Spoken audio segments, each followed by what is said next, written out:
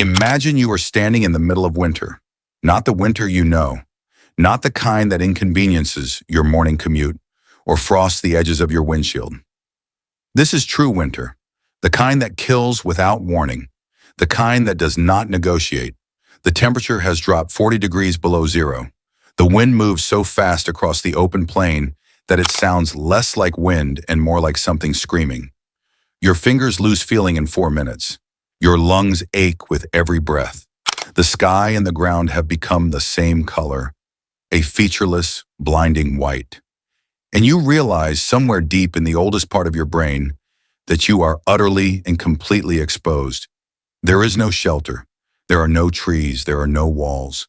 And yet, 30 feet away from you, there are people who are warm, not just surviving, warm, laughing, sleeping soundly, children playing by firelight, elders telling stories, food being cooked and shared, life continuing without interruption beneath the very surface of the earth you are standing on. You were standing on the roof of their home, and you didn't even know it. For thousands of years before Europe had a word for this continent, the indigenous peoples of North America had mastered something that still astonishes engineers and architects today.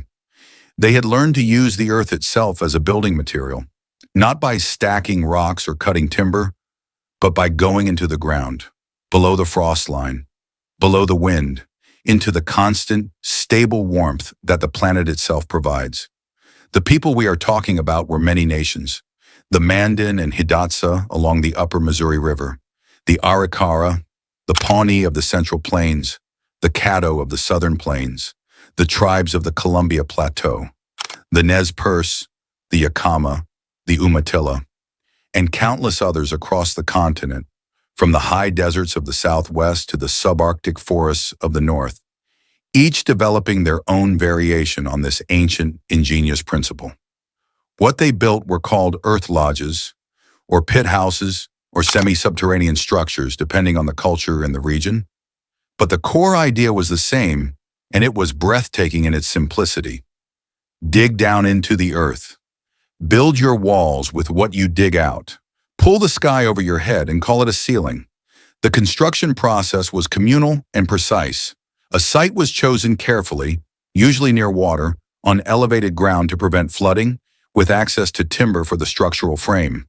The builders would dig a circular pit, sometimes 4 feet deep, sometimes more, ranging from 15 to 60 feet across. The largest earth lodges, those of the Mandan villages along the Missouri, could hold 30, 40, even 50 people beneath a single roof. Timber posts were set up right inside the pit, forming an inner ring. Longer poles were leaned against them and lashed together toward the center, forming the skeleton of a dome.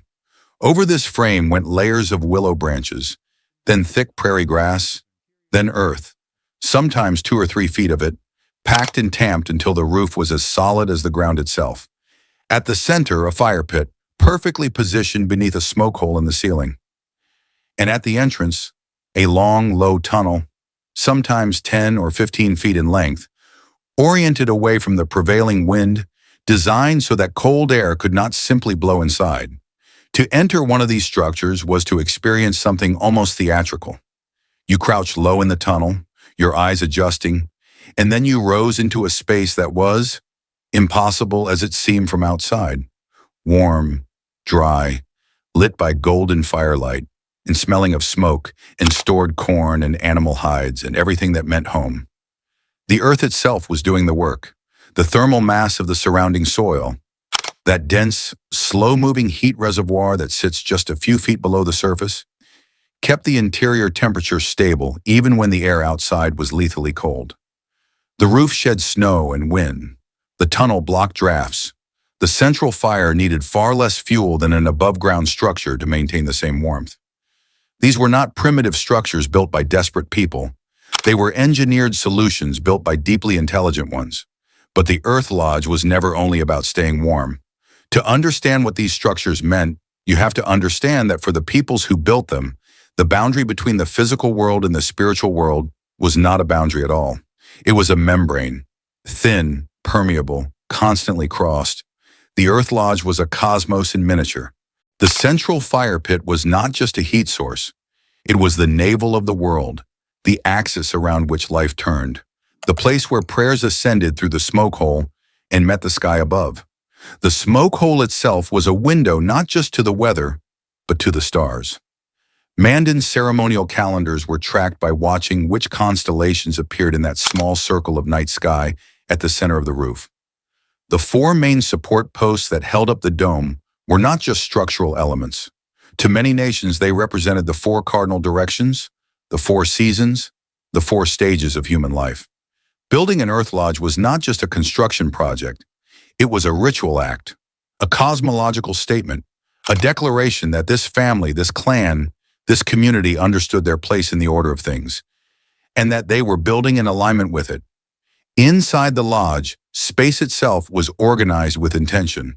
The area near the entrance was for everyday work, tool making, food preparation, the practical business of living.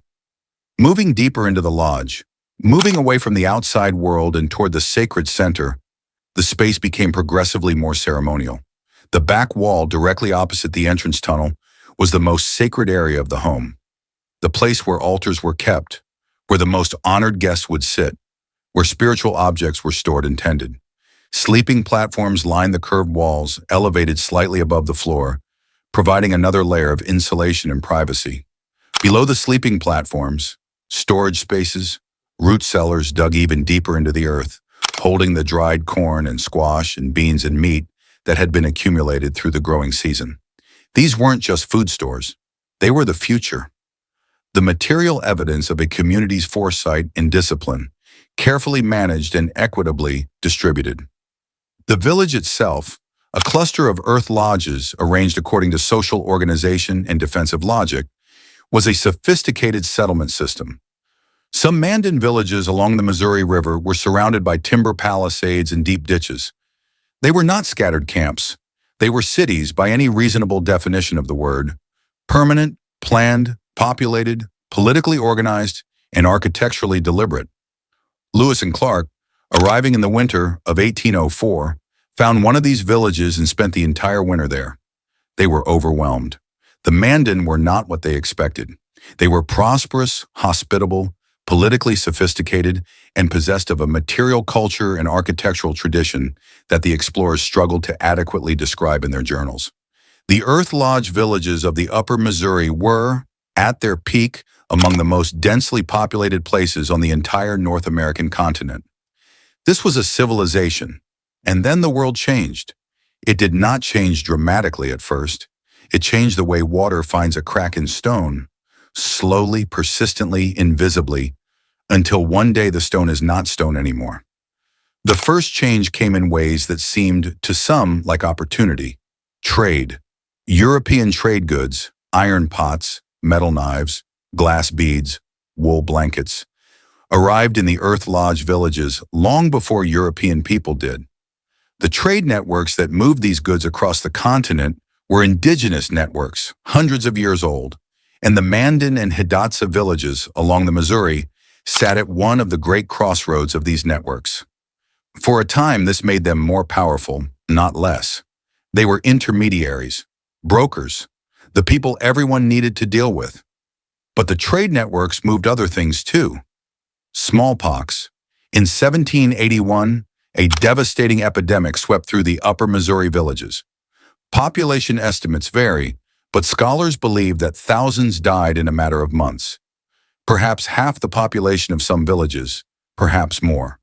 The Earth Lodges were not just homes in the aftermath. They became tombs. The structures that had sheltered and protected for centuries stood empty. Their fires gone cold, their carefully organized interiors silent. The survivors rebuilt. They consolidated. They kept going. And then it happened again. In 1837, a fur trade steamboat traveling up the Missouri River carried smallpox upriver, along with its cargo of trade goods.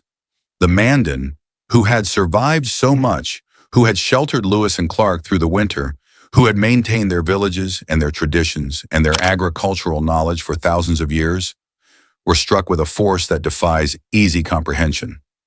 Before the epidemic, the Mandan numbered perhaps 1,600 people living in two major villages. After, fewer than 150 survived, 150 people. An entire civilization, the accumulated knowledge of thousands of years, the architectural traditions, the ceremonial systems, the agricultural techniques, the star-reading calendars, the Earth Lodge building methods passed from grandmother to granddaughter, from father to son, compressed into 150 people trying to remember everything at once. The round roofs of the empty lodges stood in the silence of the northern plains, and the wind moved through them, and the fire pits went cold. Here is the hard truth that this story forces us to sit with. The Earth Lodge was not defeated by the cold. It was never defeated by the cold. It sheltered its people through centuries of brutal winters. It maintained warmth when the temperature dropped to 40 below. It stored enough food to last through the longest storms. It held communities together, generation after generation, in a system of such elegant engineering and deep spiritual meaning that we are still, 2 centuries later, studying it and marveling at it and trying to replicate its thermal efficiency in modern sustainable architecture. The Earth Lodge did not fail. What failed was the world around it. The smallpox epidemics were not a natural disaster in the way we use that phrase. The inevitable collision of humanity and environment. They were, in a significant measure, a consequence of contact, of trade networks that moved pathogens alongside pots and knives, of a colonial expansion that was indifferent, at best, to the devastation it carried with it. The Mandan and Hidatsa who survived the 1837 epidemic were eventually relocated by the federal government in the 1950s. Over a century after the epidemic, when the construction of the Garrison Dam flooded their bottomland villages beneath the waters of Lake Sakakawea, the same bottomlands where they had farmed corn for 1,000 years, the same river valley that had made those Earth Lodge villages possible, there is a particular cruelty in that timeline. Survive a plague, survive forced assimilation, survive boarding schools and land seizures, and the systematic dismantling of every cultural institution that gave your architecture meaning. And then, finally, after all of that, watch the land itself disappear underwater so that someone else can have electricity. What the Earth Lodge reveals, if we are willing to look closely, is something that cuts across cultures and centuries. No shelter is sufficient against a world that has decided not to recognize your humanity. The technical achievement was extraordinary. The engineering was sound. The philosophy was coherent and profound. But technology and philosophy, no matter how sophisticated, cannot protect a people from being categorized as less than, from being seen as an obstacle rather than a civilization, as a problem to be managed rather than a society to be reckoned with. The warmth inside those lodges was real. The knowledge was real. The love that went into building them, the communal labor, the ritual intent, the careful teaching of children how to read the stars through the smoke hole was real. And it was not enough. There is a word in the Mandan language, Numakiki, which simply means people. It is what the Mandan called themselves. Not a tribal name imposed from outside, not a geographic designation, not a category. Just people. The normal, obvious, unremarkable word for what they were. Every civilization that has ever built anything, every culture that has ever looked at the earth beneath its feet and thought, we can use this. We can build something here, something that will last, began with that same quiet assumption that they were people, that their children deserved to be warm, that the knowledge they carried was worth preserving. The Earth Lodge is a monument to that assumption, to the audacity of it, to the beauty of a mind that looks at a frozen plain and sees not death, but possibility, sees a home waiting inside the earth, sees warmth held in the soil itself, sees the smoke hole as both a chimney and a window to the stars. We tend to think of survival as a purely physical act, the body holding on, the hands building walls against the cold. But the Earth Lodge teaches us something else. It teaches us that survival is also a philosophical act, that the way you build your shelter reflects what you believe about yourself, about your community, about your relationship to the land and the sky and the cold and the dark. That architecture is never just architecture. It is always also a statement about what matters, about who you are, about what you believe is worth protecting.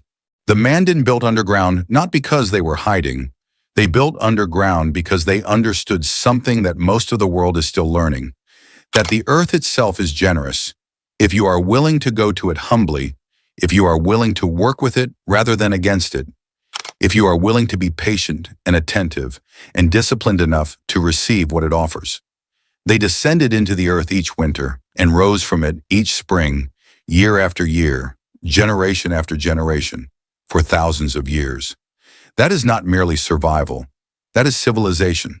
And the fact that we know their names, the Mandan, the Hidatsa, the Arikara, the Pawnee, the people of the Columbia Plateau, the fact that their descendants are still here, still speaking, still building, still remembering the shape of the smoke hole and the warmth of the fire beneath the earth. That is not a footnote to a story of loss. That is the story. Power comes and goes. Empires rise and fall. The coal returns every year without fail, indifferent to politics and history and whoever happens to be in charge. And somewhere in the northern plains, there is a circle of earth, tamped firm, warmed from below, open to the stars above, that has been waiting, patient as the ground itself, for someone to come home.